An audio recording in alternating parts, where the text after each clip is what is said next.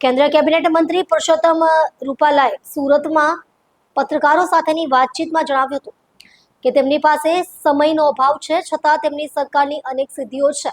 તેમણે શહેરની જનતાને ભારે મતદાન કરીને ભાજપના ઉમેદવારોને ભવ્ય મતથી જીતાડવાની અપીલ કરી હતી. રૂપાલાએ વિપક્ષ દ્વારા કાંટાની ટક્કરની કરવામાં આવતી વાતોને નિરાધાર ગણાવી કહ્યું, છેલ્લા 10-15 વર્ષથી આવી વાતો થાય છે, પણ કાંટો ક્યાંય આવ્યો નથી. ભાજપનો પ્રચંડ વિજય નિશ્ચિત છે. તેમણે ઉમેર્યું કે જેની પાસે પોતાની પાર્ટીની ઉપલબ્ધિઓ અને યોજનાઓ વિશે વાત કરવાનો સમય ન હોય તે જ લોકો આવા મુદ્દા પર વાત કરે છે. અમે વિકાસની વાત લઈને લોકો પાસે મત માંગી રહ્યા છીએ.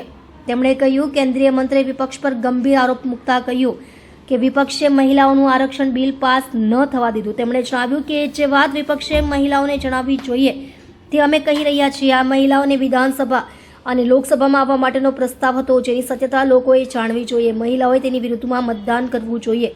ઉલ્લેખનીય છે કે રૂપાલાનું આ નિવેદન આગામી ચૂંટણીઓને ધ્યાને રાખીને પ્રચાર અભિયાનનો મહત્વપૂર્ણ ભાગ मानવામાં આવી રહ્યું છે. सर, कल पश्चिम बंगाल का पहला फेज चुनाव है, क्या कहना चाहेंगे वोटरों के लिए, क्या कहेंगे आप?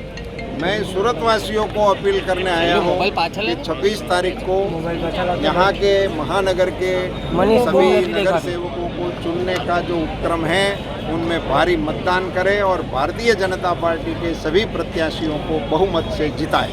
सर, આ વખતે કાંટાની ટક્કર માનવામાં આવી રહી છે, શું કહેશો?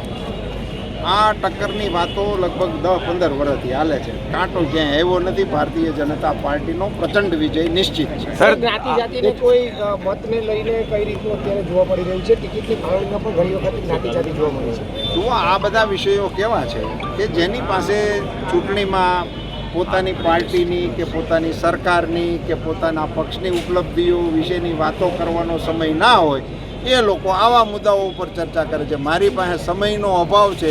એટલી સિદ્ધિઓ મારા રાજ્યની સરકારની છે, અમારા કેન્દ્રની સરકારની છે. અમે વિકાસની વાતો લઈ અને લોકોના મત માગવાનો પ્રયાસ કરીએ. सर, आपने कहा कि 33% आरक्षण का जो मुद्दा है वो महिलाएं उठाए, क्यों जरूरी है वो मुद्दा?